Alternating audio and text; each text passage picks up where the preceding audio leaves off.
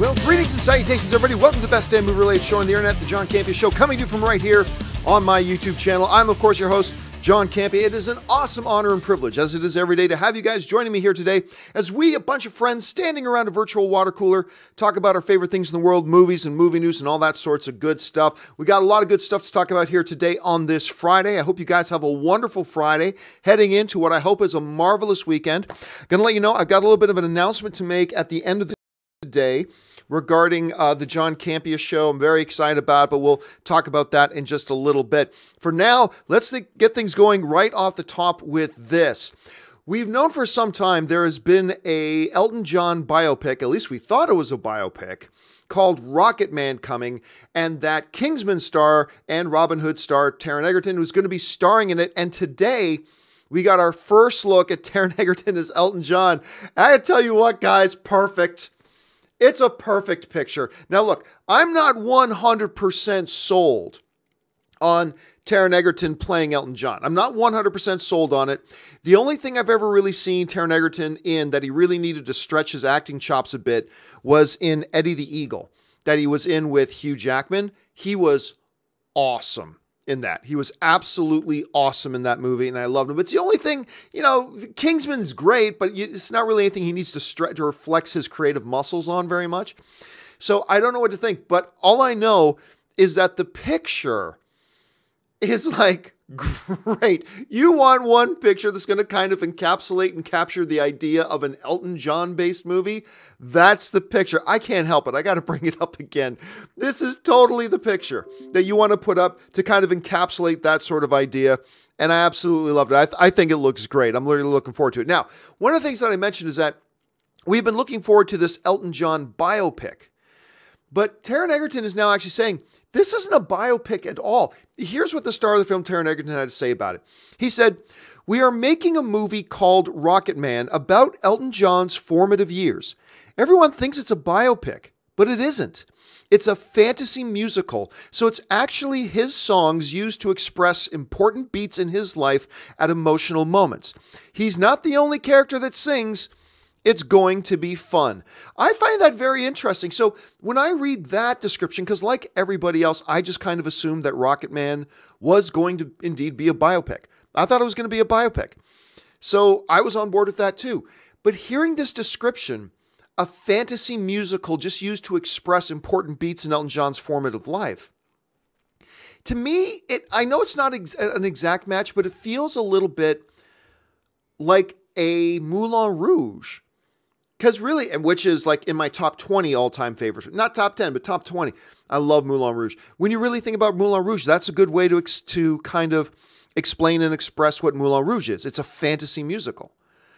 And so I got to tell you, I am more curious now than ever about this. Do you remember when Tom Hardy was going to be playing Elton John? Remember when he was going to be playing the role?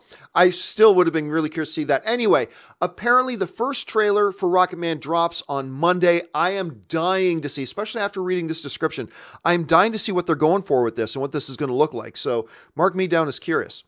All right. Also off the top is this. You know, DC isn't the only movie company that has some on-again, off-again turmoil going on with any of their projects.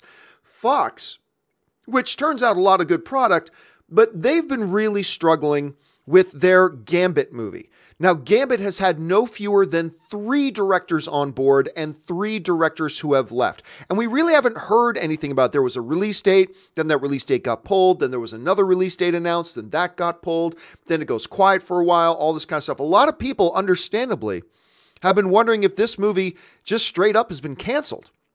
Especially with sometime in 2019, the Fox and Disney merger is going to happen. So a lot of people assuming this is just kind of a done deal. Well, apparently it's still moving forward. Apparently their plan is still to make this movie. And the producer of the Gambit movie, Simon Kinberg, who is also the director of the upcoming X-Men Dark Phoenix, Simon Kinberg was talking about it, assuring people, hey, no, we're still doing it. But then he also gave a really weird description of the movie. Here's what Simon Kinberg had to say. He said, Gambit has a great script, and we're looking to start that movie early next year, which would, of course, be 2019. When you look at Gambit, he's a hustler and a womanizer, and we just felt there was an attitude, a swagger to him that lent itself to a romantic comedy. You know, when I say romantic comedy, I use the term loosely in the same term that I use the term Western loosely for Logan. It's not like they're gunslingers at high noon in Logan, it's just a vibe. And I would say that the vibe of Gambit has a romantic or sex comedy vibe to it. While it also still very much a superhero movie with villains and heroes, as all these movies are. I'm going to tell you right now, one of the things a lot of comic book movie fans did not want to hear plugged into the Gambit movie is the term romantic comedy. I can already feel the disturbance in the force running throughout the movie fandom, hearing the term romantic comedy attached to Gambit, and everybody starts freaking out. I'm gonna preach caution here for a second. Just everybody take a breath, because you know Simon Kinberg. It feels like as soon as he said the words romantic comedy, I feel like he knew how that was going to be perceived, and he kind of backtracked a little. It's like not in the true sense of the word romantic comedy, just a vibe to it. Now, before we get too upset at that, do remember this too. You could have legitimately described, before it came out, you could have legitimately described Deadpool like that too. Like if Ryan Reynolds were to say, like there's almost a romantic comedy vibe to it, he wouldn't be wrong. I mean, Deadpool is way more than that, but if you were to describe Deadpool to somebody and say, you know, it's this and this, but there's also a romantic comedy vibe to it, that's actually completely accurate. There is a romantic comedy vibe to it. And look how we all love Deadpool, right? Rightfully so. Well, I mean, all film's subjective. Not everybody loves Deadpool, but a lot of us like Deadpool a hell of a lot. And it had a little bit of romantic. Look, I'm not going to lie to you. I was not looking for the term romantic comedy to be attached to Gambit either, but understanding and putting in context, it may mean nothing. It may not a big deal. Now, let's go back to the first thing he said, though, about that they're still looking. They've got their script done, and they're looking to start shooting in early 2019. Well, we're almost in October. Early 2019 is just a couple months away, and as of now, as far as we know, they still don't have a director attached. That's going to become problematic. And here's the thing. While Fox is still operating business as usual, they're totally ignoring the Disney merger. They're just business as usual for now, which is exactly what they should be doing. If they don't get this Gambit movie into production fairly soon, I don't believe that Disney, once they own everything, I don't believe they're going to greenlight this Gambit movie. At least not this Gambit movie. You know what I'm saying? So if they want to get this movie done, which sounds like they're still pushing ahead with it, they've got to go into production in early 2019. They've got to get this film into production before Disney takes over. If they really want this movie done, they've got to get on it. They don't have time to dilly, you know? Dilly. They don't have time to dilly about. They got to get this thing done. They need to get a new director on board. They need to lock this thing down and put the wheels in motion. Now, for all we know, they already have a new director on board and they're just not announcing it yet. We've seen that happen many times. But yeah, if it's going to happen, they got to go quickly, and let's hope it's not too much of a romantic comedy. All right, with that stuff out of the way, let's go over to our main topics as submitted by you guys. How do you guys submit a topic or a question to be on the John Campea Show? It's really simple. You just email me anytime at john@thejohncampeashow.com. Put the word topic in the subject line. And as always, guys, keep those emails to 90 words or less. All right, let's get on with it here. And the first email in today comes to us from Rich Mason, who writes, "Hey, John, I know you're a big fan of the Mr. Rogers documentary, Won't You Be My Neighbor? That's an understatement, my friend. So I have to ask if you've seen the picture of Tom Hanks as Mr. Rogers in his biopic, You Are My Friend. It's freaking perfect. Love the show." All right, thanks a lot for the question, Rich. And yes, yesterday afternoon, as you can see it here, let's get a better big picture of it here. Yesterday afternoon, the first images of Tom Hanks as Mr. Rogers got released. And look, we're only talking about a picture. We're only talking about an image. But oh my God, if we're just talking about a picture and an image, let's call it what it is. This picture is all types of wonderful. That's Mr. Rogers, man. That is Mr. frickin' Rogers sitting there reading over his script for the day. It just looks amazing. Now, I believe You mentioned that the name of the film was You Are My Friend that they're working on. I believe that's no longer the case. I believe it is now officially untitled. I believe. I could be wrong about that. But what was being called You Are My Friend, I believe they've now pulled that. And again, I could be wrong on this. I haven't looked into it deeply, but I think it's now just untitled, but whatever. Look, after watching the documentary Won't You Be My Neighbor, I have become obsessed with the person of Mr. Rogers. I've described Won't You Be My Neighbor, the documentary, like this. There are really excellent movies that you watch that will make you change the way you see the world. But then there are just a handful of movies you can watch that will change you. Not change the way you see things, movies that will change you. I believe Won't You Be My Neighbor is that kind of movie. I believe you walk out of that theater changed. I believe that's the type of movie that you walk out of theater and then look in the mirror and just go, I need to be better. It's just one of those kind of movies.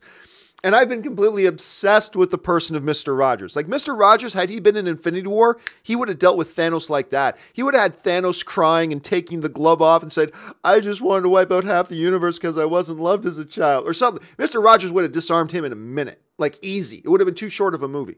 Anyway, so when they announced a while ago that Tom Hanks was going to be playing Fred Rogers, it was perfect casting. It really was. And there's no such thing as perfect casting, but as close to perfect casting as you can get. Now, much like the whole Elton John thing, this actually isn't a biopic. It's based on a true story, but a very specific story about this journalist who was assigned the task of writing an article about Mr. Rogers. And he was very skeptical and cynical, and he thought it was just a waste of time. And then in getting to know Fred Rogers, it changed his life. And that's what this movie's about. It's about that one specific set of circumstances. So it's not a biopic per se of Fred Rogers. And I'll tell you what, I'm happy about that because this sounds like a great story. I love stories about people who are transformed by coming in contact with other remarkable people. I love those stories. And this sounds like a perfect one for that. And this picture of Tom Hanks as Fred Rogers just whets the appetite like nobody's business, man. I absolutely love what we're seeing, and I cannot wait to see this movie. All right, let's move on to the second email of the day. And the second email today comes to us from Andre Hightower, who writes, I know that for all their negative criticism, you still champion the majority of DCEU films. I have a theory.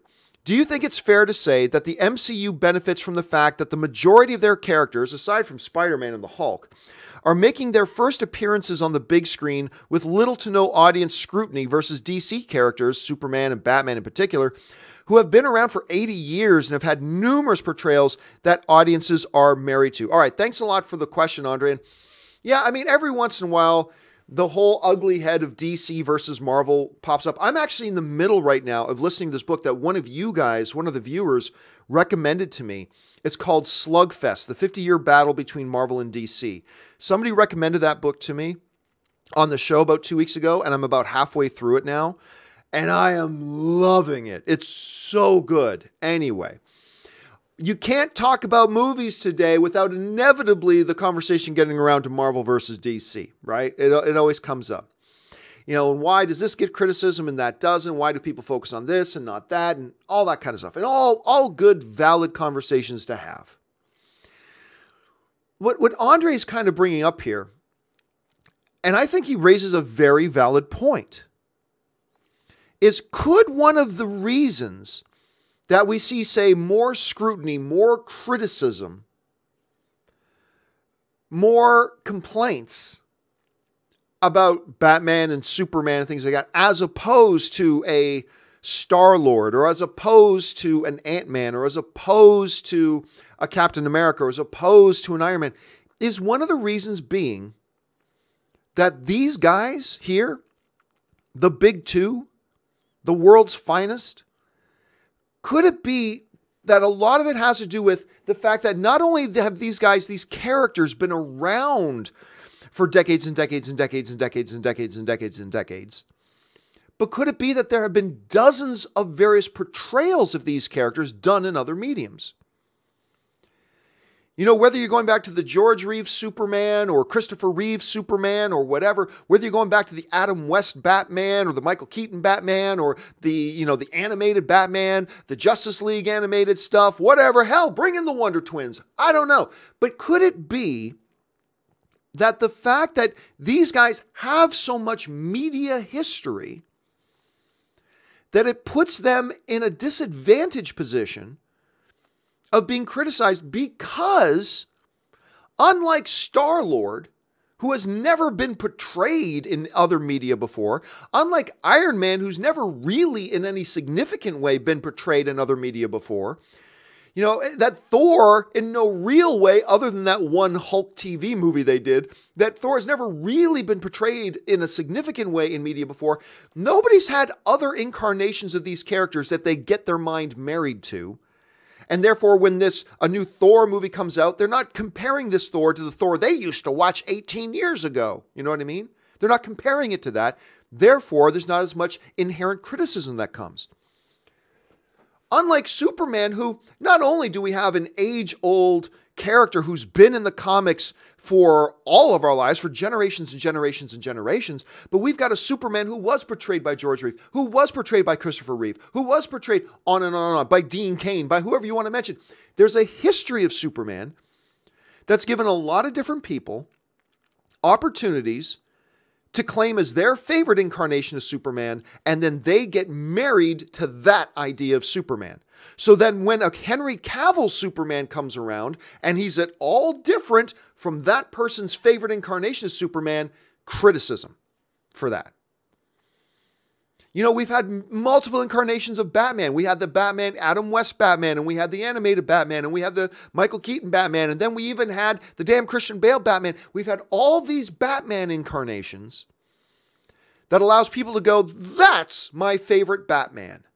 And then they get married to that idea of Batman. And then heaven help you if you introduce a new Batman who's not exactly like that favorite version of Batman, and in any way that they're different, boom, criticism. That's not something that a Star-Lord has to deal with. You know, that's not a set of circumstances that an Ant-Man has to deal with. You know, Michael Douglas didn't play a beloved version of Ant-Man 20 years ago that everybody knew and identified with and loved. And then therefore this Paul Rudd Ant-Man isn't like my Michael Douglas Ant-Man, therefore I don't like him, you know? And look, I am not suggesting, lest anybody put words in my mouth, because hell, that never happens, but I am not suggesting at all that anybody who doesn't like Superman or Batman today, it's because they're just married to old versions. I'm not suggesting that at all, not in the least. It's not an either-or situation. But I do believe, Andre, I think you're onto something. I do believe there is a legitimate case to be made that the fact that Batman and Superman and characters like that have a very rich, lush, diverse, multiple incarnation populated histories of incarnations of those characters, it does put them in a position of disadvantage and more open to criticisms about people who've been married to previous incarnations of those characters. Look, not everybody who dislikes Man of Steel or Henry Cavill Superman dislikes him because it's not like Christopher Reeve. No, not at all. But come on, let's be fair. We've all heard many people complain about the Henry Cavill Superman and instantly in the same breath bring up the Christopher Reeve Superman. You know, Superman is supposed to be like the Christopher Reeve one. Go back to Superman 1 and Superman 2 when Superman does this and that's what Superman's supposed to. We've all heard people say that. Hell, maybe we've caught ourselves saying it from time to time. I mean, we all do it. We all get caught in this trap. There's no one person guilty of this. We all do this, me included. So I'm not suggesting that it's everybody, but come on. We've all heard people complain about the current Superman, and in the same breath, they bring up also the Christopher Reeve Superman, or the Dean Cain Superman, or the Tom Welling Superman, or anybody else's Superman, because it's not like the Superman they love. And quite frankly, Andre, I think you're onto something. I really do. I don't think it's the biggest reason in the world. I don't think I don't think it applies to everybody. But that notion that, hey, I've already got my favorite, and this new thing isn't like my favorite, therefore screw you. You know what I mean? And a lot of the Marvel characters do not face such things. A lot of the Marvel characters don't face such things. There are exceptions, but yeah, for the most part. So, and since Superman and Batman are not only the two biggest, but also the two key centerpieces of the DC cinematic worlds, it becomes a challenging thing. So I'm curious, what do you guys think about that? I think that's a valid point Andre's brought up. I really do. And it's not really something I've considered before. So jump down to the comments section. Let me know what you guys think about Andre's theory, because I'll tell you what, he's got me convinced. I'm on board with it. All right, let's move on to the third email today. And the third email today comes to us from Taiwan, who writes, "Hello, John. Was Fox ready to release the Dark Phoenix trailer, or did the leaked trailer that's been online force their hand?" All right, for those of you who don't know, prior to the Dark Phoenix trailer dropping the other day, there was a leaked version of the trailer. Now, granted, you couldn't really see it because it was some jerk who was trusted to come in and see this thing, and then they broke that trust by taking out their camera to film it. So he's an asshole. But anyway, so some jerk breaks trust and sneaks in a camera, breaks their promise to not do something stupid like this, brings in their camera or their phone, and they hold it down low. So you're just looking at the trailer between two seats. So both the left and the right side are cut off, and like it's in Russian or something like that. So some leaked trailer came out first. Could it be possible that Fox wasn't quite going to release the trailer yet, but realizing leaks were happening, they didn't want people's first impression of this trailer to be a Russian version queued off between two seats from some shaky cell phone, that they didn't want people's first impression of this trailer to be some piece of garbage, pirated thing? I think that's very possible. And if so, I think that's very wise. I think they decided to get out ahead of it. Like, remember, there was that time that I believe was an Ultron trailer. Marvel was going to release an Ultron trailer. I believe it was with Agents of S.H.I.E.L.D. They were going to release this first Ultron trailer, I believe it was, with Agents of S.H.I.E.L.D., but then a leak started to happen. So Marvel scrapped that plan. They decided to get out ahead of it, and they dropped the trailer earlier than they planned. Could that be the case with the X-Men Dark Phoenix trailer? Yeah, I do believe that could very well be the case. That could very well be the case. But understand this, the trailer was done. It's not like they rushed the trailer. It's not like they, oh no, we weren't ready to show this trailer. Quick, let's just slap something together and put it out. No. They were done. The trailer was done. They were ready to go with it. They just weren't planning on releasing it yet. And they decided, I believe, to get out ahead of it and get the thing out, which was very wise. Very wise. And so I think that was a smart thing to do. So yeah, that's what I think happened. So we'll have to wait and see. All right, let's move on to the final email of the day. And the final emailed in topic today comes to us from Jeremy Wilson, who writes, "I know a lot of people are talking about Venom next week, but lest we forget, a little movie called A Star is Born is opening up too and is already getting a lot of Oscar buzz.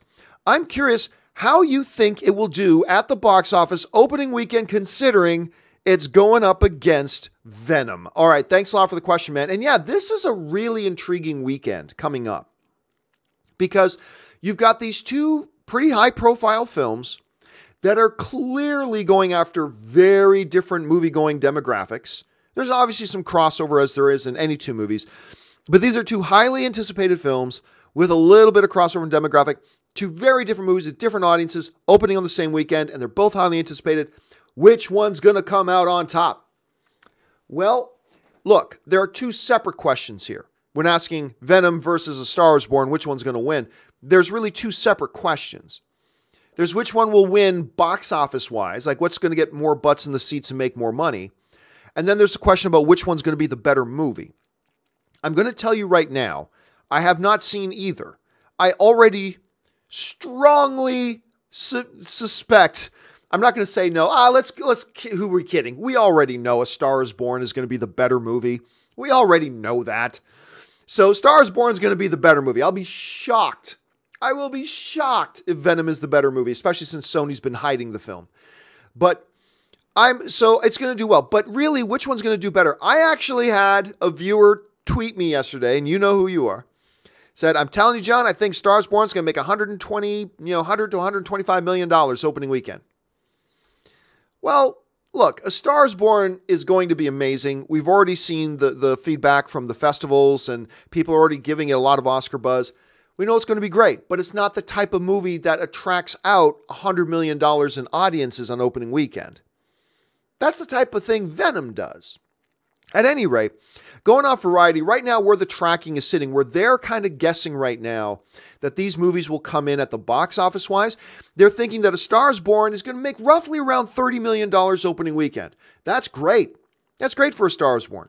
And they're currently projecting that Venom is going to come in around more than double that at $65 million. Hey, some people have been projecting as much as $80 million for Venom, which would be outstanding for them. Sony's popping all types of bottles and throwing all kinds of parties if they hit 80, but they're going to be pretty damn happy if they hit 65 as well. So at this point, it does seem pretty clear that, you know, Venom is probably going to do much better at the box office than A Star is Born. Now, then that brings up the question, what about legs?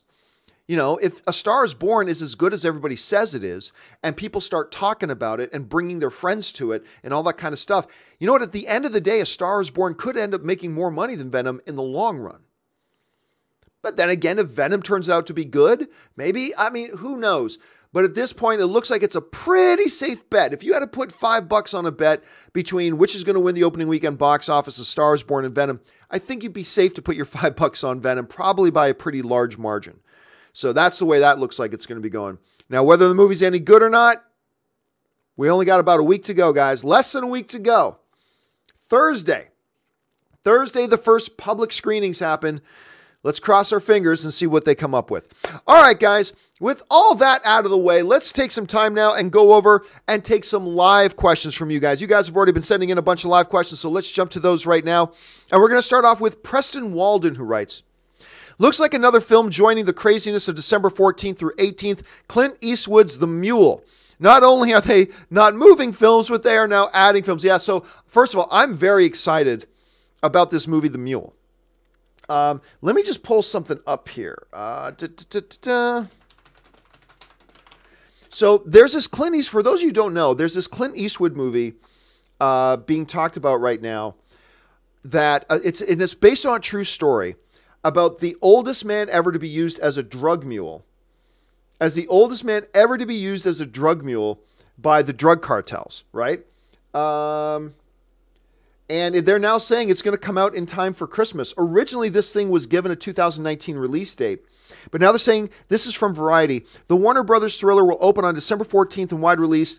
So there you have it. It's opening up on December 14th. It's opening in that window, that 8-day window of death that's got Mortal Engines, Spider-Man and the Spider-Verse, Bumblebee, Alita Battle Angel, Aquaman, Welcome to Marwen, Mary Poppins, Holmes and Watson, in this 8-day window. And looks like we just added another film to that list. And it's going to be The Mule. And it's another film I'm really excited about seeing. I'm telling you what, I'm excited about seeing every single one of the movies in that window. Mortal Engines, yeah. Spider-Man Into the Spider-Verse, yeah, I'm really curious to see what they're going to do. I don't have high hopes for that one, but I'm very, very curious. Welcome to Marwen looks amazing.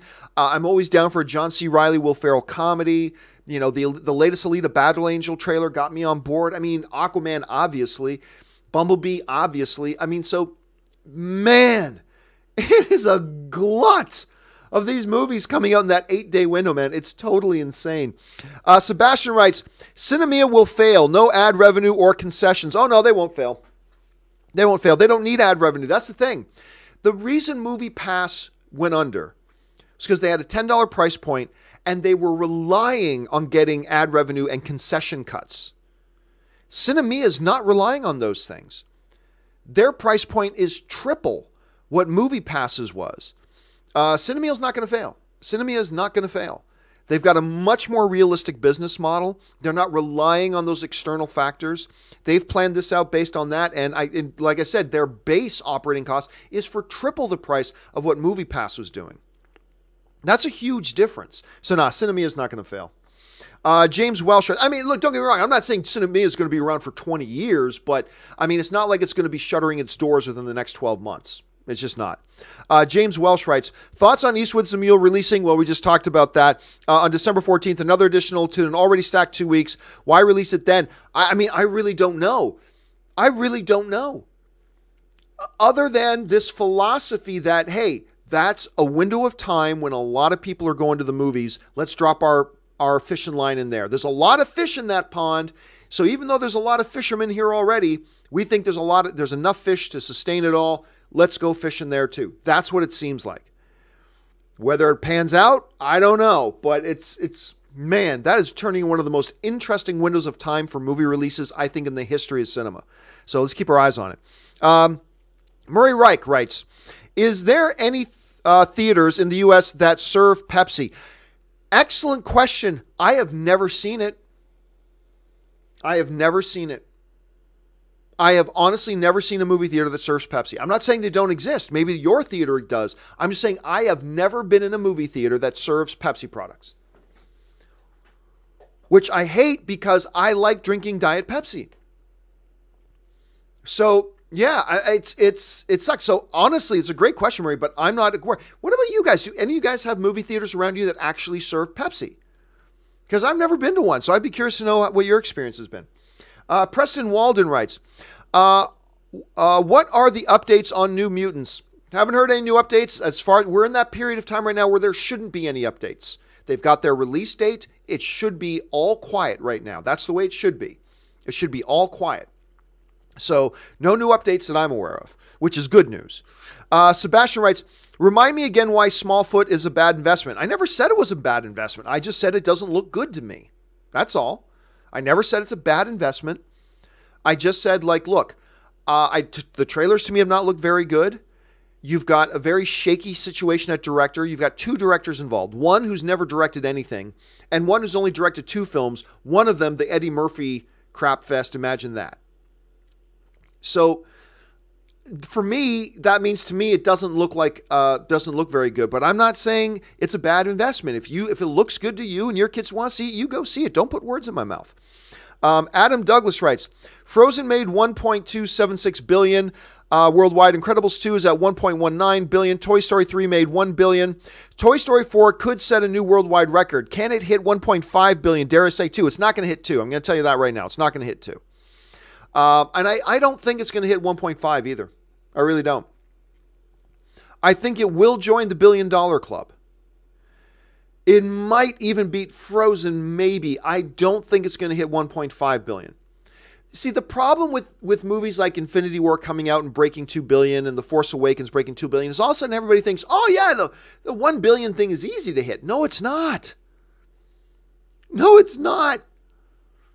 There's a reason that in an era that superhero movies are king, that no DC movie has even come within a whiff of making $1 billion. $1 billion is not easy. 1.5 billion is not easy. 2 billion is not easy. Toy Story is not going to hit that.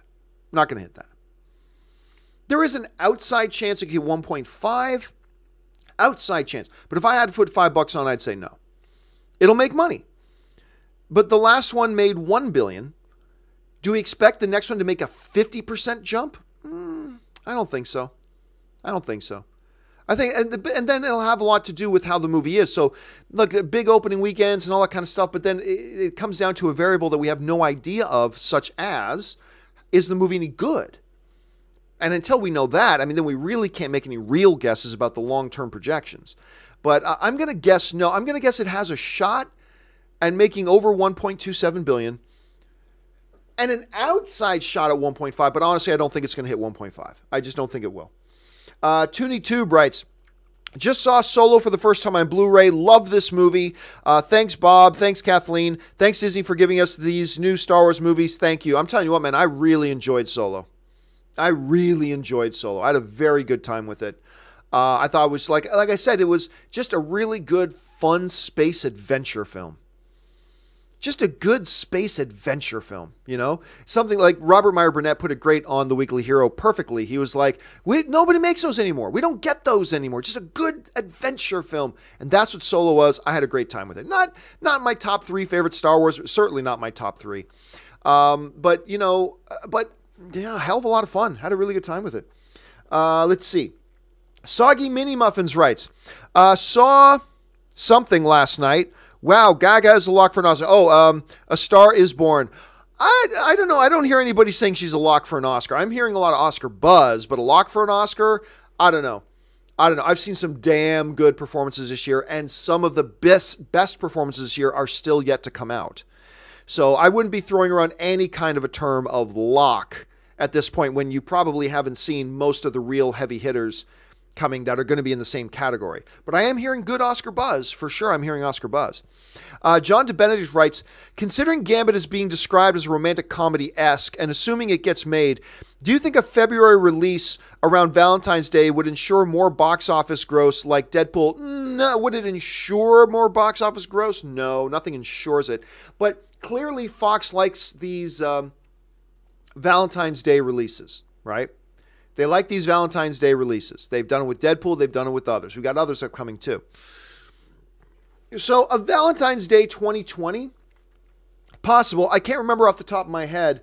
Let me just check on Box Office Mojo for a second. I'm going to go to their release schedule.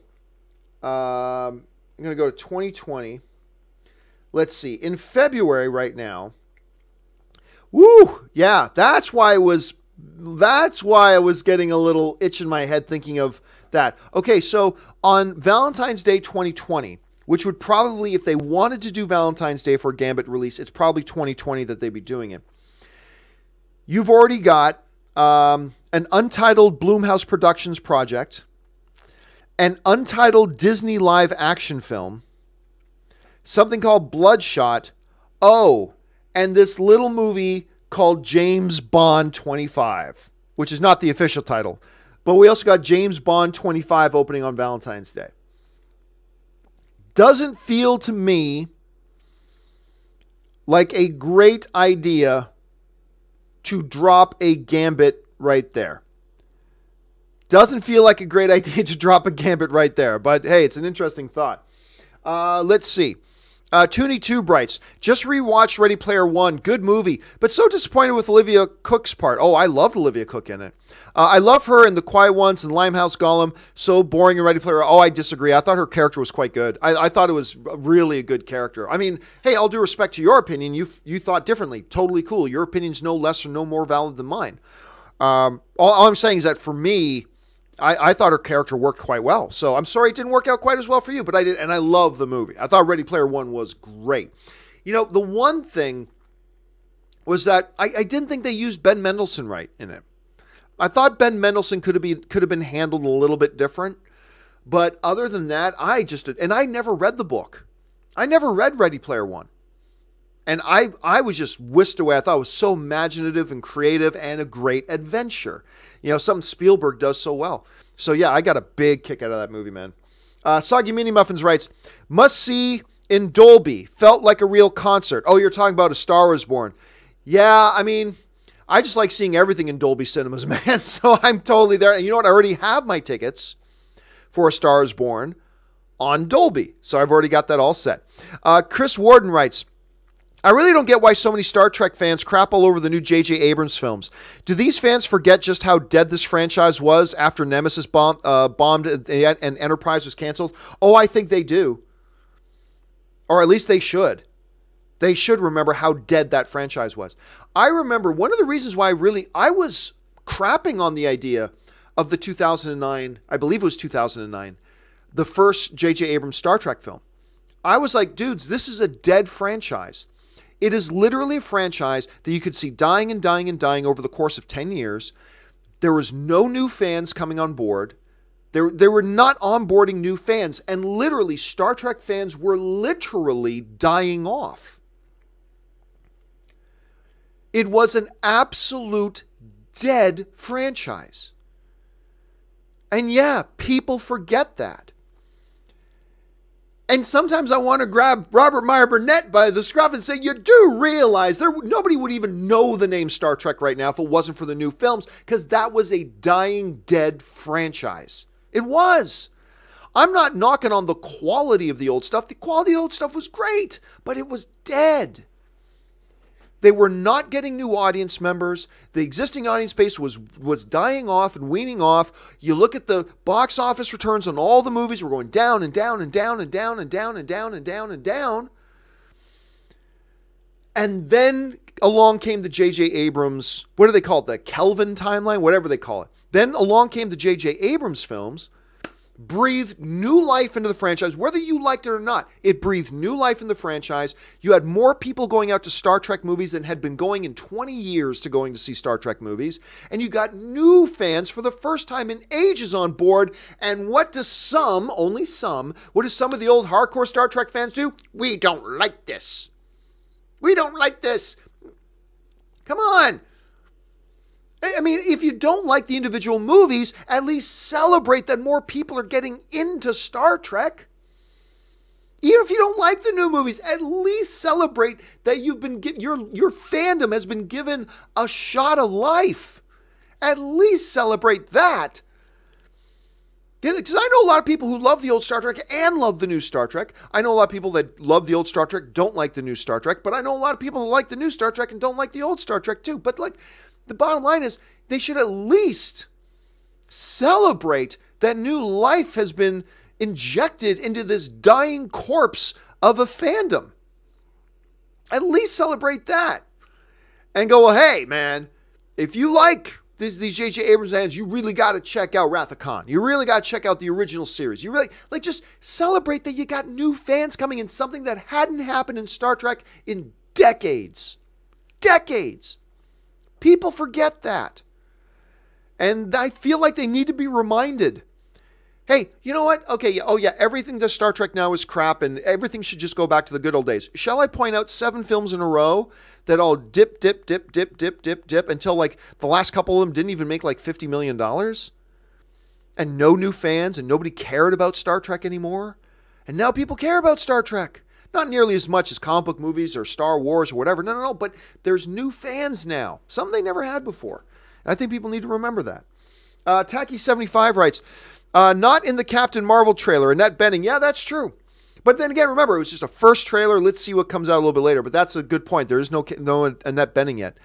Dakota Barber writes, saw something last night and I loved it. Emotional, especially at the end. Fred Rogers. Oh, so you're talking about Won't You Be My Neighbor? Fred Rogers was a great man and someone we could use in the world today. Dude, the problem is we don't need one Fred Rogers in the world today. We need 10,000 Fred Rogers in the world today. That's the problem. One man did as much as he could, and he made as big of a difference as he could. We need 10,000 Fred Rogers. And yeah. That documentary will change you, man. If you still haven't seen Won't You Be My Neighbor, set aside an hour and a half, sit down and get it on streaming. Watch it, man. It'll change you. It's amazing. Sebastian writes, it's political time. No ads before my movies, please. Oh, I got to say, I've been lucky. I've never seen a political ad before a movie. I've seen lots of ads before movies. I've never seen a political ad before a movie. I would probably get pretty upset if I ever saw a political ad before a movie. I don't want to see that. Tyler Yeats writes, congrats on the new job, my man. You deserve it. Well, thank you so much, man. And yeah, I guess I should get around to making that announcement I said I was going to make. So, I'll get to that in a minute.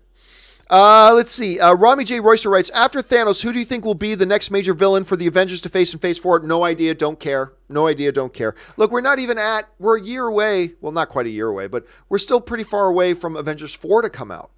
We have no idea where the universe is going to be by the time we get through Avengers 4. So let's at least get through Avengers 4, see what they do in Avengers 4, see where they leave off with Avengers 4, see what the tone of the universe is coming out of Avengers 4 before we start trying to speculate, well, what happens after Avengers 4? Well, we don't even know what happens in Avengers 4 yet. How can we possibly even remotely speculate about what happens after it?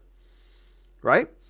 So, no idea, don't care yet, but let's bring that question up again once we get hell of a lot closer, when we start seeing trailers to 4, and we start to get an idea what's going to be in that movie. Then maybe we can start speculating. For now, I think it's a little bit too premature. Chris Warden writes, also, John, this isn't movie related, but as a fellow ice cream junkie, I know you can understand my pain. Dairy Queen has stopped selling Crispy Crunch Blizzard. Oh no, it was my childhood favorite. You know what? I can honestly say I don't think I ever had. I loved a good Crispy Crunch bar, but I don't think I've ever had a Dairy Queen Crispy Crunch Blizzard. Honestly, I don't think I've ever had a Dairy Queen Crispy Crunch Blizzard. And now, thank you for bringing it up to me. It's something I could never have. And now I miss something that I never had. What was I missing out on? Sorry to hear, but yeah, because man, if they announced tomorrow they just, all across the world, they canceled cookies and cream ice cream, That's it. I'm done. I'm done. I'm just going to crawl up into a ball in the corner and cry. I mean, that's about it. So I feel your pain, man. I feel your pain. All right.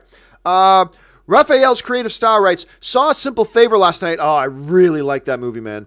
And loved it. Anna Kendrick is a treasure and Blake Lively was amazing. A nice tweaking of the thriller genre with just the right amount of humor. Is Blake single? Does she like older gents? Well, as a matter of fact, no. Blake Lively is not single. She is married to a good Canadian kid, actually, by the name of Ryan Reynolds. It's funny. I was with my buddy Sol and Anne and my sister-in-law Olive and my brother-in-law Ray and my buddy Ryan. We were all walking around Universal Studios Hollywood. And as we're walking around down there, I think some billboard or some video came up, a billboard with an image of Ryan Reynolds and Blake Lively. Oh, you know what it was? It was of Justin Timberlake and his wife, the actress. Why am I forgetting her name? Hey, Google. Who is Justin Timberlake married to? See if it tells me. Justin Timberlake has been married to Jessica Biel. So Jessica Biel, right? So this video on this billboard up there has got Timberlake and Jessica Biel dancing. And my friend Sol goes, if only we lived in a world where two beautiful rich white people could find each other and fall in love. And of course, we just started cracking up. I guess you can kind of, you could try to kind of apply the same to Ryan Reynolds and Blake Lively. I guess, if only we lived in a world where two rich, famous, beautiful white people could find each other and fall in love. Then there you go. But yeah, so she is married. But dude, let's get back to A Simple Favor. Simple Favor is so good. And it's, to me, Raphael's, it's not just a tweaking of the thriller genre. To me, what was so neat about it was that director Paul Feig, who directed Bridesmaids, he interwove like multiple different genres at different times in the movie. So like in part one of Act 1, it's one kind of genre. In the second half of Act 1, it's a kind of a different kind of genre. In the first part of Act 2, it's another kind of genre. And like there's a thriller theme throughout there and a comedy theme, but it keeps weaving. It becomes mystery. It becomes suspense. It becomes comedy. It's this ever evolving a genre of a film that I've never really seen another movie quite like it. And I thought it was incredibly creative the way they did that. All carried on incredible direction by Paul Feig, but magnificent performances by Anna Kendrick and Blake Lively. That just really sold this film. I loved it. So I'm glad you enjoyed it and glad you saw it, man. All right. Sebastian writes, Night School is about a daily grind and second chances. Neat. I haven't seen it yet. I was going to go see it last night, but then one of my best friends who lives in Nashville was in tour. He's on tour, so he's in town last night. And so we got together for dinner. It was great. So I didn't have a chance to see it, but I'm looking forward to watching it because I really like Tiffany Haddish and I like Kevin Hart. Trip Mac writes, have to say congrats on the new career endeavor and what you've accomplished. Been with you since AMC and seeing all this is so awesome. Can't wait. And thank you so much for that, Trip Mac. I really appreciate that. And I will explain more in depth what Trick Mac is talking about in a minute here. Joe Everett writes, a Red Skull show about what happened to him while he was watching the Soul Stone. They could do a lot with storyline like that. Your thoughts? Nope, not me. Guys, I don't like, let's tell backwards stories. I'm not into those. I mean, yeah, you do them once in a while, and yeah, there might even be some that I appreciate, but this whole idea about let's tell backwards stories. Let's tell backwards stories. Let's go back and tell this story. Let's go back and tell, I like stories that move forward. Honestly, I'd be far more interested in a Red Skull story that takes place after Thanos gets the Soul Stone. I'm far more interested in that story than let's go backwards again, and because we know where Red Skull ends up. So thanks. There's just everybody wants to go back. Let's go back and tell this story. Let's go back and tell that story. And I'm just not there with you. I just don't like the idea. I'm much more interested in saying Thanos pushes Gamora off the cliff, gets the Soul Stone, boom, start. Now what is Red Skull going to do? He's been there for years with this task. And now the task is done. The Soul Stone's been taken. Now what does he do? That's what I'm interested in. Move forward with the story. Then you got my attention, man. Then you got my attention. Chris Miner writes, thoughts on the 2011 Muppet movie? I loved it. I loved it too. The music was great. Am I a Man? Am I a Muppet? I just had a great time with it. I thought it was wonderful. The sequel was not so good, but I thought that one was great. Rami J. Royster writes, oh no, not the bees. Wicker Man. Trip Mac writes, also, I watched The Departed with Matt Damon last night for the first time, and wow, don't hate me, but I had no idea that movie even existed. Dude, it won Best Picture of the Year at the Academy Awards. It's the movie that got Martin Scorsese his first directing Academy Award ever. But whatever, I'm just glad you had a chance to see it. It is a remake, actually. The Departed is a remake. For everybody who always says all remakes are bad, The Departed, which won Best Picture at the Academy Awards, is a remake of my all-time favorite cop film. It's an Asian film called Infernal Affairs. And it's just a complete remake of it, and it's beautifully done. And I love that movie, so I'm glad you had a chance to see that, man. Dimsum05 writes, Mr. Campea, you've been invited to an early screening of Joker at the WB lot. Well, as long as it's at the WB lot, which is a 10-minute drive up the street from me, I'm there. If it's at the WB lot, the AMC Burbank 16, or the Warner Brothers lot, I'm there. Otherwise, I pretty much take a pass on all. I don't go to press screenings anymore. It's just not worth the hassle. Alan Gonzalez writes, hey, John, I was recalling an old movie that I don't know if you've seen. It's called The Guyver. Oh, with Mark Hamill? Yeah. I remember that used to like it, but it's horrible. Oh, it is horrible. It is horrible. And it's based on a great animated premise. But how they ever thought they could make a live action version of Guyver is just absolutely nuts. And you're right. It's all kinds of spectacularly bad. It really is. But it was just a movie you could not make in that era. You couldn't make that movie then. You might be able to make that movie now, but you could not make that movie then without it being completely laughable. And that was part of the unfortunate thing about it. But yeah, I remember that one, man. Sebastian writes, elite critics won't get comedy in night school. Oh, that's bullshit, Sebastian. That's absolute fucking bullshit. Absolute bullshit. You know, when all the elite critics like Deadpool 2, the critics like Deadpool, the critics like Hangover, the critics like Old School, the critics like... So don't give me this bullshit about, oh, just the crunchy old critics don't like good edgy comedy. Yes, they do. I've got 1,000 movies on Rotten Tomatoes to point out to you that shows, hey, look, these critics like these really edgy, raunchy, gritty, kind of risque, kind of, and sometimes nonsensical humor. The critics eat it up. They love it. Whether there's some critic from some Joe Nothing blog like me, or whether they're critics from the Hollywood Reporter, whatever, they love those movies if they're done well and if they're funny.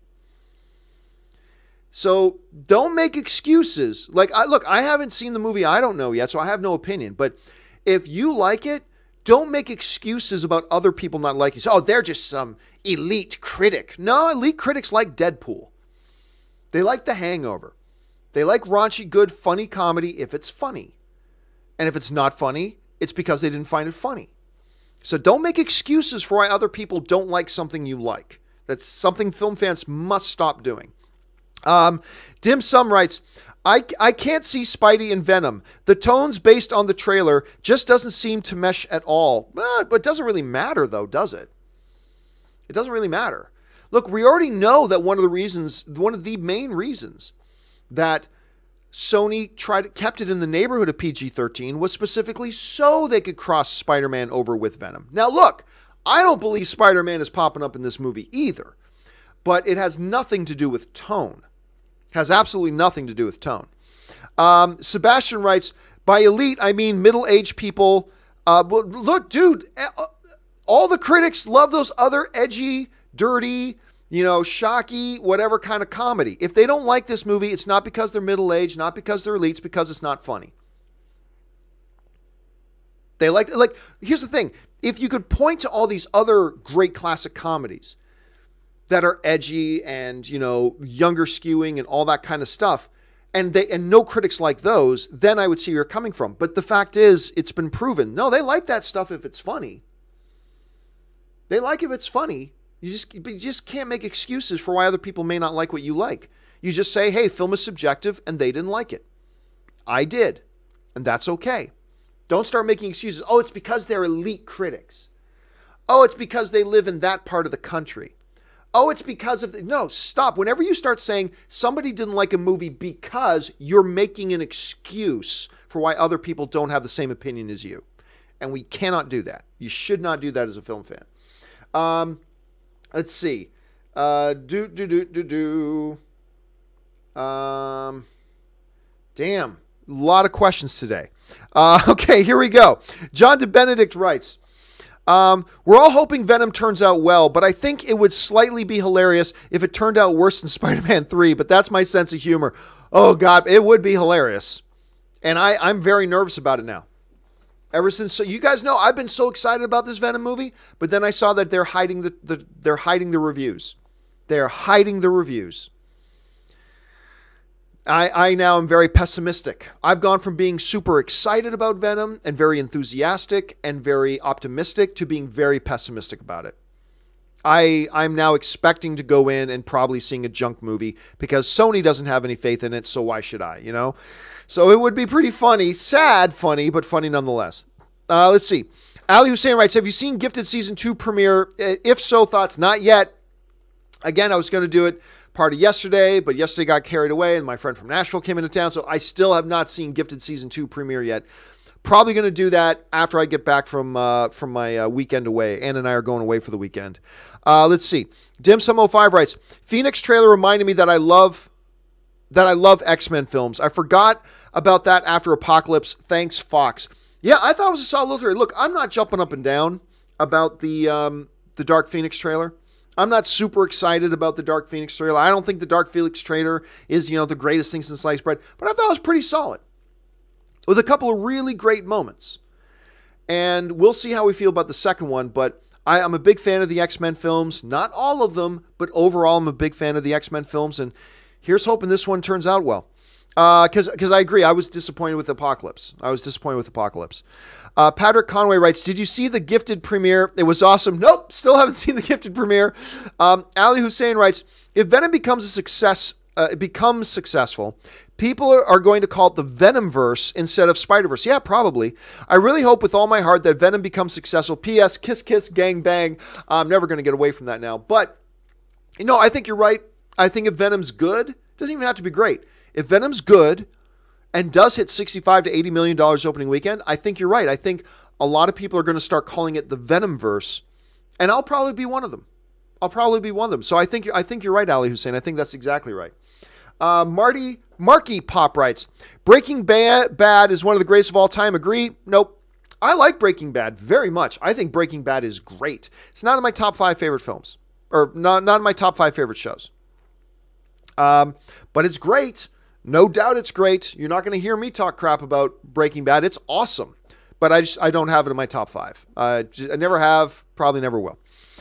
Ben Rayner writes, Inner Circle or Mutant Underground? Haven't seen the premiere yet, so I can't really say. Ben writes, Frost Sisters are my favorite on Gifted. I like them for the parts that they had in the first season, so I am curious to see how they play out in the second season as well. Gabriel Barreto writes, any big news you're hoping to come out of New York Comic-Con? Nope. I got nothing in particular. I'm just looking forward to seeing what comes out. I'm honestly not expecting a lot of big news. I feel like these conventions are less and less becoming a place for big breaking news and more for revealing things. Here's a look at this. Here's a look at that. So-and-so sharing their first impressions or whatever, but not a lot of news. Like, not a lot of, for the first time ever, we're announcing there's a Man of Steel 2. Like, I'm not expecting that. It'd be great if it was, but I just feel like these Comic-Cons and things like that are becoming less about breaking news and more about reveals, So, yeah, I'm not going into it with any expectations. I'm just curious to see what comes out of it. Ali Hussein writes, I just watched doubleheader last night, Weekend, A Quiet Place, and Hereditary. Ooh, that's a hell of a doubleheader.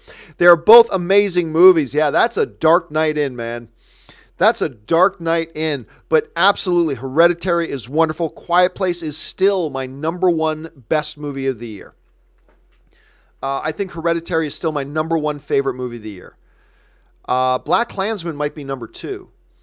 But, yeah, right now, Quiet Place, it might be replaced by A Star Is Born, might get replaced by one of these other big films coming out. But, First Man, whatever. But for now, Quiet Place is still my favorite movie of the year. So that sounds like a really good doubleheader, man. Santez Hernandez writes, "Hey, John, I'm finally gaining the courage to do podcasting thanks to you." That's awesome, Santez. That's great. Thanks for being an inspiration to keep people like me who just love the movies and TV. Well, I'm glad you're doing that, man. That's awesome. And by the way, I do have a video up. It's years old now, but it's still applicable. I have a video up on YouTube. Just search John Campea Getting Started.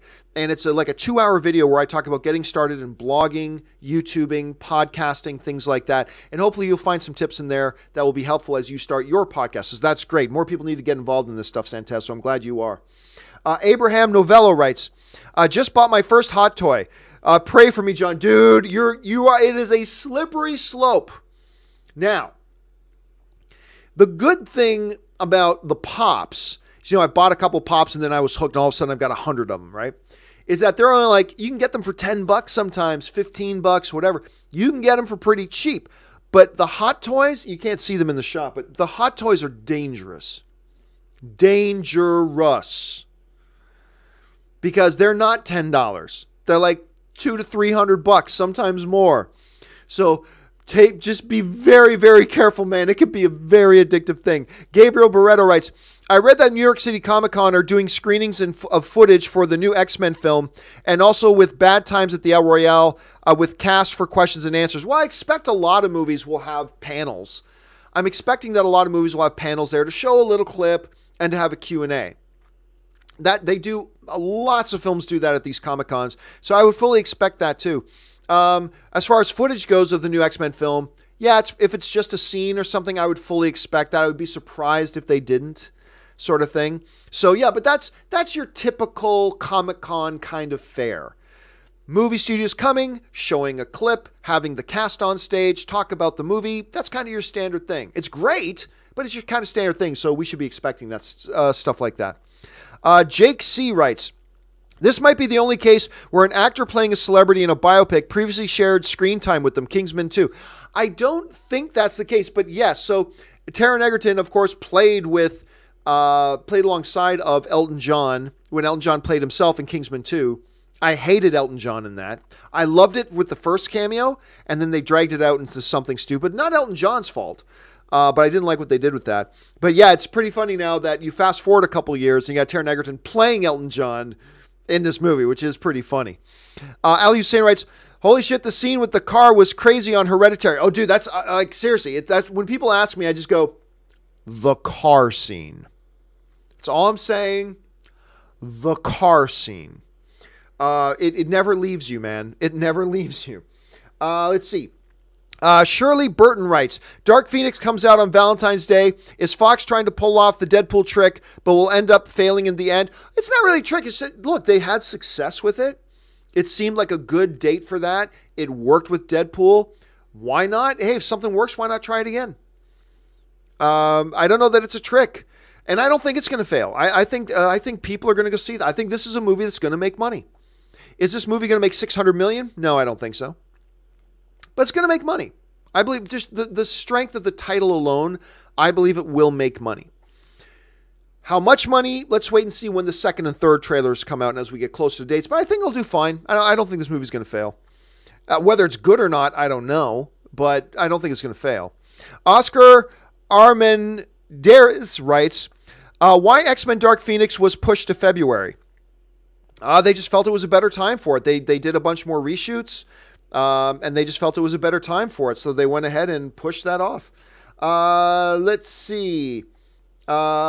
Anti-Chatter writes, "My Shazam transformation is out.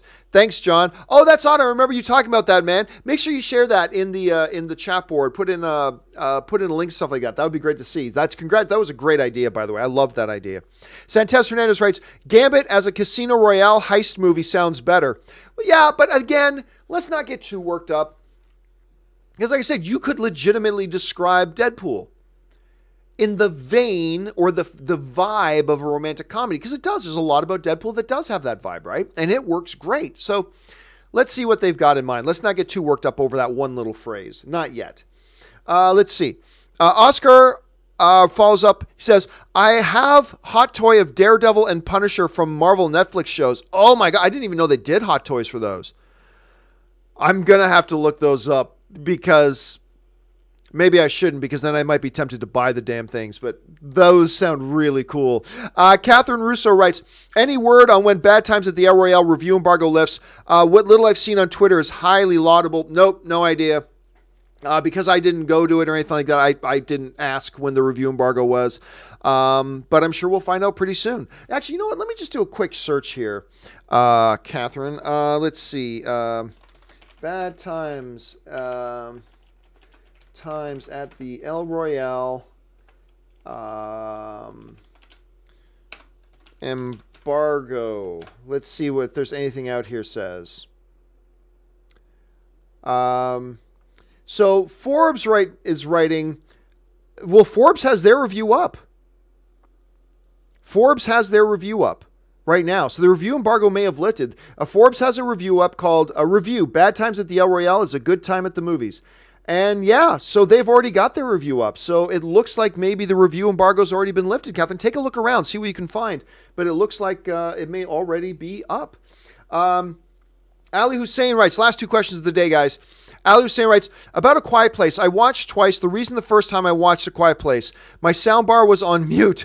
First, I was thinking that's how the movie was. I realized after the movie ended, yeah, it is a movie that could fool you into not realizing your soundbar's on mute because it is so quiet, at least for the most part of the movie. There is dialogue in the film, there is stuff like that, but for there's a lot of this movie that's dead quiet. And Ali, that is absolutely the kind of movie, that is absolutely the type of movie that if your soundbar is out, you wouldn't even know the difference. So that's funny that that happened to you, man. And the final question of the day comes to us from Full Metal State, who writes, hey, John, love the show. Thank you so much, Full Metal. Follow up to the DC Marvel question. What do you think will be our reaction when they finally recast our beloved Hugh Jackman? It really depends. That will be a big test of that because now we've got this, we've all got this impression of who and what Wolverine is because it's been Hugh Jackman. For 17 years, it's been Hugh Jackman. 18 years it's been Hugh Jackman. And it's going to be tricky. It is. There's going to be a lot of huffing and puffing that it's not Hugh Jackman. Anything about the new Wolverine they get that's different from Hugh Jackman will become the subject of criticism. And that's a great point, Full Metal State, that like, okay, yeah, we've got that with the DC characters, but guess what? When they recast, look, and the same thing about Tony Stark, like when eventually they recast an Iron Man, when eventually they recast a Captain America, Marvel's going to have to face this stuff too in the future that they've been a little bit insulated from up till now. So yeah, the Hugh Jackman one is a really good thing, but yeah, I think anything that's different from Hugh Jackman is going to be the subject of scorn. Well, it'd be really neat to see if they went back to a more comic book accurate. Give me like a 5'1", Wolverine knucklehead, and there we go. But that's just not the Wolverine we know anymore. So it's going to be interesting to see how people turn out with that. All right. That will do it for all the stuff here today, guys. One last thing. I said I was going to make this little announcement. I'll do that right now. For those of you who don't follow me on social media, and why aren't you following me on social media? Jump on Twitter. Just start following me. Just at John Campea. Start following me on Twitter. Anyway, because I did make this announcement first to my Patreon supporters yesterday. And then, so if you're a Patreon supporter, you've already known this for, gosh, almost a day. And then late last night, I also put it up on my Twitter. Some of you guys will remember, back in the day at AMC, for a while, we shot at this magnificent studio called The Stream, which is owned by a company called Power Media. And that's where we used to shoot. And then, years later, when I was charged with putting together this show for Lionsgate, Comic-Con HQ network, and my show is called Film HQ, I went back and shot my show at The Stream. Anyway, The Stream has been taking on, and the Power Media has been taking on a new direction. They're creating original content now. They've even just sold a couple of shows to a major network. When I say major network, I mean a network that you watch almost every day. But I'll talk about more of that later. And they invited me to lunch, and this was almost 2 months ago now. Invited me to lunch, and said, look, we've got this new direction. We want to do original content. We want to do all these things as a studio, and we need somebody to lead it. We need somebody to come in and be our leader. And they said, we think that should be you. And at first, I was very hesitant, and hence why it's taken a couple months. And I went back and I had a long discussion with Ann, and Ann's like, do it. And I'm like, I don't know, blah, blah, blah, this. I love working by myself. I love working for myself. I love working from home. I love our Patreon community. I love our wider fan community that we're all part of. I really like my life right now. But what Ann convinced me of, and a couple of close friends that I confided in, convinced me of, was that something like this will give me the opportunity to do a number of the bigger things I've always wanted to do, but never had the resources at my disposal to do. So I went back to them. I said, look, I promised myself I would never work for anybody else again. I am so over the idea of working for a corporate overlord when somebody else owns the rights to the stuff that I create and I develop and I build. I have no interest in doing that again. And what they convinced me of was like, look, you're not coming to work for us. You're coming to lead us. And you're coming to do this, and we are going to be partners with you. And they offered to make me part of ownership. I am now part owner and heading up the new stream and stuff like that. And long term, I'm going to become the CEO of the company. President and CEO of the company. I am starting out as the president and chief creative officer of the company because I've asked for 6 months to get my feet on the ground, to work with the company more before moving on to the other position. And one of the first things, so a lot of people might be asking right now, well, John, what are you doing with the John Campea Show? The John Campea Show is the first thing I got to take care of. The first thing we're going to be doing is moving the John Campea Show into the studio. And you're going to see a revamped, really fun. I'm going to be able to do some things on the John Campea Show that I haven't been able to do before. So starting October 8th, that's the idea. We're aiming for Monday, October 8th. So not this Monday, but the following Monday is when we're going to start shooting the John Campea Show in the new studio. Fingers crossed. I might have to push that to October 15th, but fingers crossed it's going to be October 8th. And then I've already started meeting with talent. I've already started I've already been taking meetings about developing new shows that we're going to be hopefully licensing to networks and all this kind of stuff. And it's going to be a different thing. And on top of that, one of the things I'm really excited about is that we're going to turn our facilities. I'm just going to give you some idea about what our facilities there are like. These are just some shots of the various facilities that we have that are down in Hollywood. There's me as we were getting ready to shoot we're setting up a Halloween special thing. You guys remember this from back in the old AMC days? You guys will recognize that area a little bit, right? But we want to utilize the facilities to start developing new talent. So I'm going to be keeping my eye open for talented people who want to develop their own material, want to develop their own shows, they have different ideas and they need a playground to do that in. We are going to be building a world-class podcasting studio and podcast facility. So people who have dreams and ideas, really talented people, we're going to have a playground for them to come in and develop content. So we're going to be developing all this original material. We might even be producing feature films.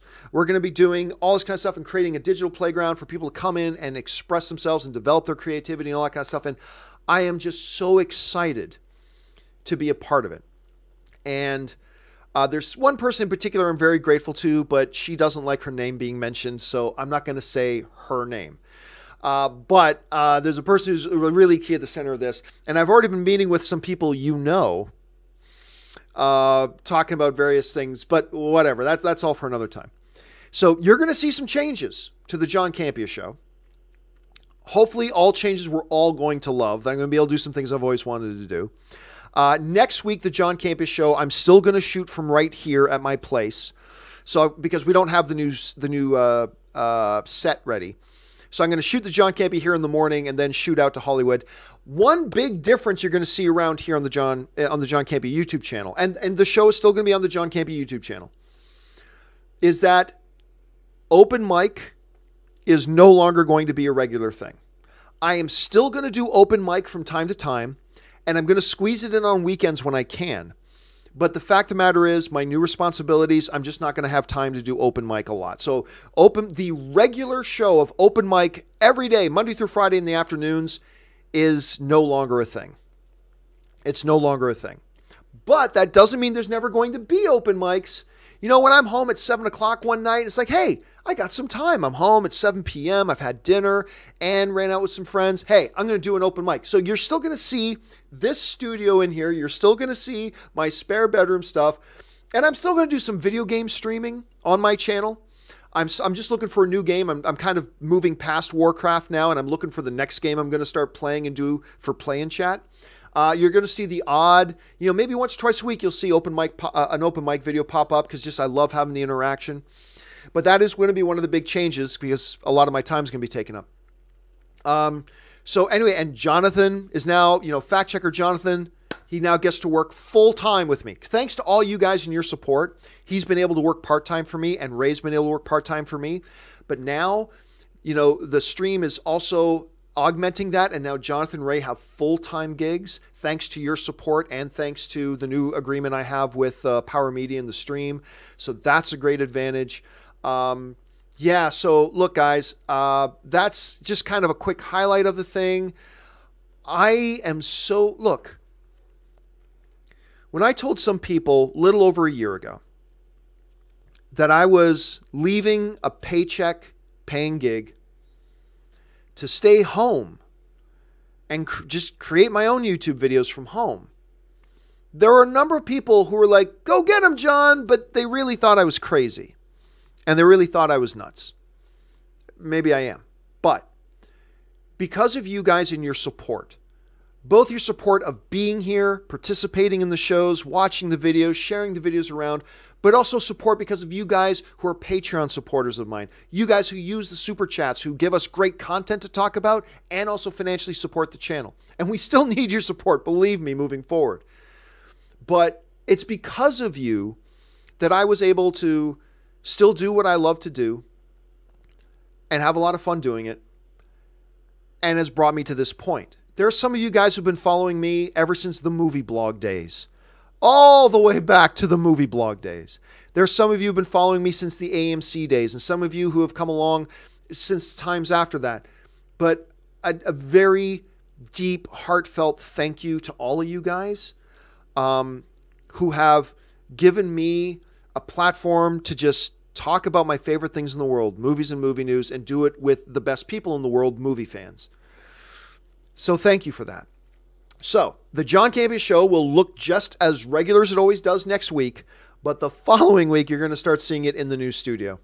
I'm sure you guys might have a bunch of questions, and I'll try to answer those. For those of you guys who are Patreon supporters, in the next couple of days, I'm going to be doing a Patreon supporter-only town hall for us to talk about all the repercussions and what's everything going to look like. So if you're a Patreon supporter, we're going to have that big town hall meeting probably on Monday. So keep your eye open for that. I'm going to let the Patreon supporters know about all that, and I'm going to give you more details about how all this is all going to shape out and everything. So just again, guys, thank you so much for being here, and thank you for supporting me along this way, and I'm really looking forward to this next stage and this next step in my my personal evolution. So thank you to all you guys for letting me... Like, some people have been joking, but it's true. I am no longer working for the corporate overlord. I am now becoming the corporate overlord. Yeah, I guess that's kind of true. But hey, there you have it. It's the next step. And again, thank you. And that'll do it for me for now, guys. So until next time, bye-bye.